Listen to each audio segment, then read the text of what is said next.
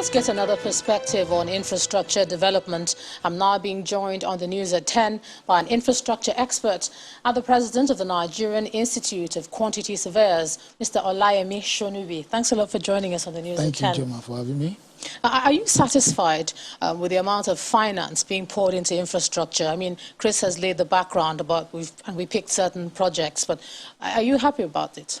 Yes, well, the government could do quite much more, but as far as I am concerned, for what they have done so far and the plans they have for the future, because I've just gone through the National Development Plan and I've seen how they plan to raise money to also work on the infrastructure. I think the government they've done well so far, because the problem initially, because when you look at how long it has taken to do the Lagos-Ibadan Expressway, then you realize that the bane of our infrastructural development had been lack of finance. Unfortunately, the people who should help are not really, because when you consider the fact that when we're using the budget solely, like Chris said earlier, to finance the infrastructure, we had this challenge that each time you go to the National Assembly, because the people in the National Assembly want to satisfy their own constituents who send them to the National Assembly. So what they'll be looking at is that, what do I need to do for my constituents back home? And that's what created this constituency project. So it's a question of, does it make sense to spend 500 million naira on Lagos-Ibadan Expressway, or break that 500 million into about 10 different projects and do town hall, mini stadium, and all of that across 10 local governments, which these members of the National Assembly come from? So that has been the challenge. But I think when the government sat back and looked at the fact that there are always this issue about raising finance, they came up with that Presidential Infrastructural Development Fund, through which they raise money from the Sukuk bond. Now they've created the Infraco, the Infrastructural Corporation of Nigeria, which hopefully also is to raise finance to do infrastructure. And it's only through that we can begin to talk about, because without finance, there's no way. Yes, you've spoken about finance, but what about quality control? So a lot of people say beyond the finance problem, you also have institutions who are meant to oversee certain projects not doing what they're supposed to do, or on overlap. What about that as we look ahead?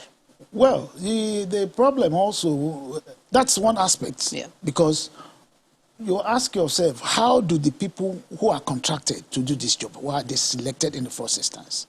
When you talk about PPP, there are two aspects to it. You have somebody who is bringing in his own money, not government. But although in this particular case, it's government that has raised money, either through debt, through loans, to do those projects.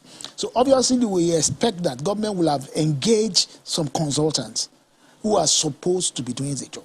So if the jobs are not well done, I think all of us should be able to act like watchdog. Those professionals that are on those jobs, when you report to the government, they should be sanctioned. I think part of the problem we have in the country is that everybody appears to be docile. When I say everybody, the majority of the people who elected these leaders, we are all docile.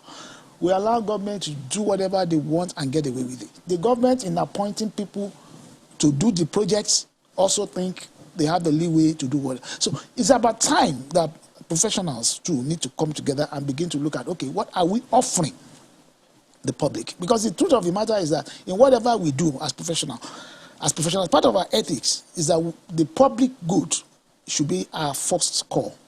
And finally now, if you were to mention two key infrastructure projects that have national impact, which you would like to see done as we move into the new year, what would they be finally?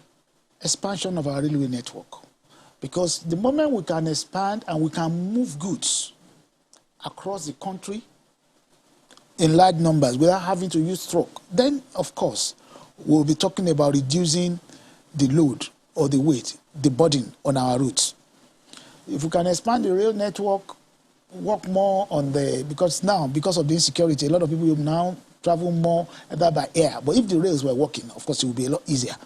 You understand? You can move more people, you can move tons of cargo via rail than roads.